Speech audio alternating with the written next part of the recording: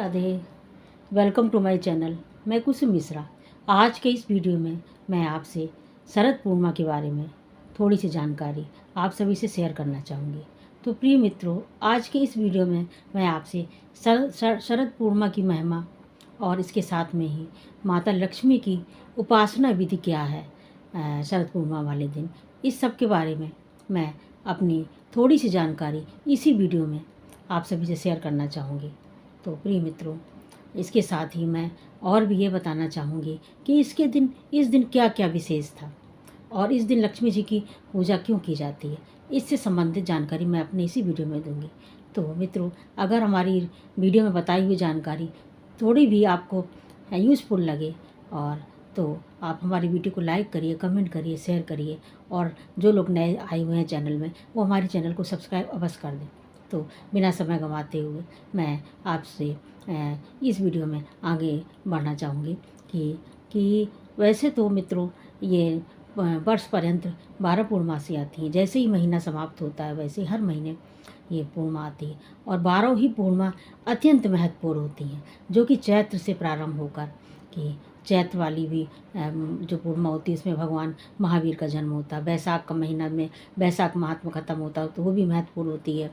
और जेठ के महीना में भी बहुत महत्वपूर्ण होती है जेठ। और इस तरह से करते करते ये शरद पूर्णिमा आ जाती है, जो कि कुआर के महीने में होती है।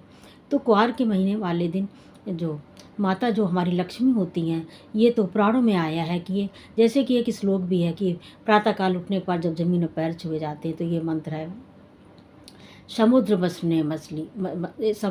बसने लक्ष्मी स्तनो मंडलाकार। तो इस तरह से श्लोक आता है। तो इसमें क्या है कि मतलब माता जो है समुद्र में ही प्रकट हुई, समुद्र में प्रकट हुई, परंतु उनका जन्म तो वो वैकुंठ लोक में हुआ था। वो ब्रह्मा जी की पुत्री हैं, तो उनका इस दिन अवतरण हुआ था पृथ्वी लोक में। क्योंकि ये जो चौमास का जो चतुर्मास होता है उसका ये आखिरी महीना होता है और आगे चल के जब देवोत्थानी एकादशी होती है तो भगवान हरि विष्णु उस दिन अपने योग निद्रा से को छोड़ के वो जागृत अवस्था में आ जाते हैं।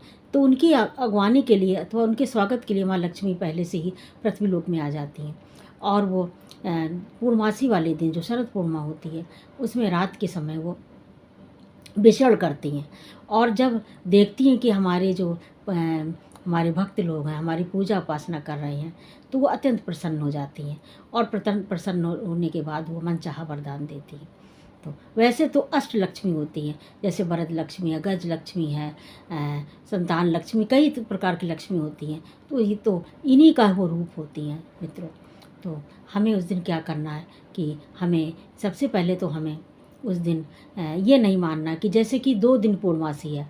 पहले दिन तो ये शरद पूर्णिमा खीर वाली पूर्णिमा है और दूसरे दिन पूर्णिमा स्नान और दान की है। तो हर व्रत में, हर उपवास में हमें उदय तिथि का ही महत्व नहीं होता है। जो व्रत चंद्रमा के होते हैं, क्योंकि इस दिन विशेष हमें ये उस दिन हमें बड़ा शुभ संयोग प्राप्त हुआ कि उस दिन सोमवार है और सोम कौन है? चंद्र है और चंद्रदेव की भी पूजा की जाती है। तो इस दिन हमें करना क्या है स्वास्थ्य के हिसाब से कि हमें इस दिन चंद्रमा जो है पृथ्वी के बहुत नज़दीक आ जाता है तो अपने इसकी किरणों से अमृत बरसता है। तो अमृत जो जिस चीज़ पे पड़ता है वो औषधि का काम करता है। इसलिए हमें करना क्या इस दिन, जैसे कि खीर बनाना, खीर में केसर अवश्य डाल देना है और घर में जितना भी जो भी सबसे महीन जो वस्त्र हो वो उसमें डाल देना है। छन्नी से नहीं रखना है क्योंकि छन्नी से कीड़े जंतु जाने का डर रहता है और अगर बहुत मोटा कपड़ा आप डाल देंगे तो उसमें जो चंद्रमा की किरणें हैं वो नहीं जा पाएंगी। तो हमें ये ध्यान रखना है, बहुत महीन कपड़ा उस पर ढकना है। और जो सेब होता है उसको काट के भी उसके 2 भाग रख के उसको भी चंद्रमा की किरणों के नीचे रख सकते हैं।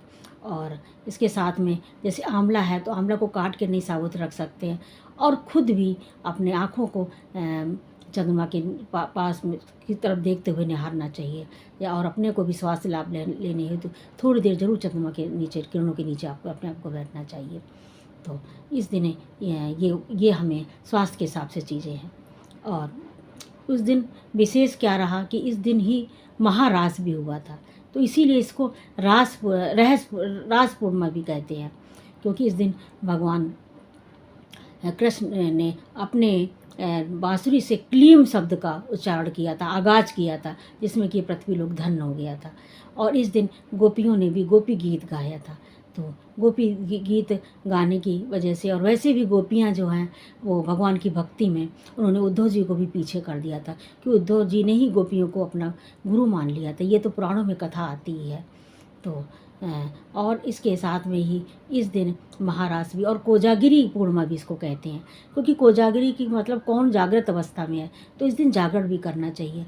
और इस समय जो इनका उपासना का जो समय है, क्योंकि अभी तक तो मैंने जो जो भी बातें अभी वीडियो में बताई ये स्वास्थ्य के लिए थी, और जो कि हमें स्वास्थ्य को लाभ प्रदान कर सकती हैं, परंतु मैं अब आगे बताना चाहूँगी उपासना, माँ लक्ष्मी की उपासना कैसे करनी है। तो उपासना में कई बातों का ध्यान रखना, जिसमें कि ये 5 बातें प्रमुख हैं।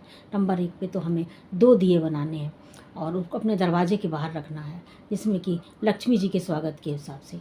और उसके साथ में हमें माँ लक्ष्मी की कृपा पाने के लिए उस दिन हमें एक खुले आसमान के नीचे, और वो समय होगा 11:45 से 12 और करीब 12 तक, तो हमें कलश रखना है माता, क्योंकि हर पूजा में कलश का बहुत विधान होता है। कलश के द्वारा ही सभी देवी देवताओं का उसमें आवाहन होता है, और सभी हमारी पूर्णता को हमारी पूजा को सफलता प्रदान करते हैं।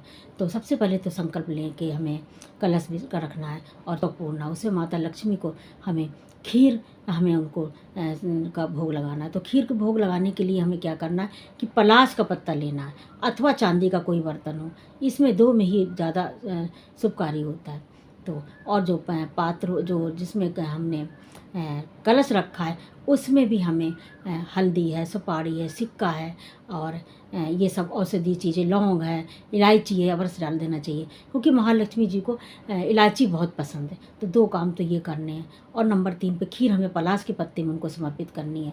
और नंबर 4 पे हमें क्या करना है कि जो हम दीपक उनको लिए जलाएंगे, उसमें इलायची अवश्य डाल देना चाहिए, हरी इलायची, ये हुआ। और नंबर 5 में हमें चंद्रदेव को अर्घ देना है, और अर्घ देने के साथ में हमें क्या करना है कि थोड़ी देर तक किरणों की तरफ अपनी आँखों को हमें रखना है, जिसमें कि हमें आँखों को भी बहुत लाभ लगे।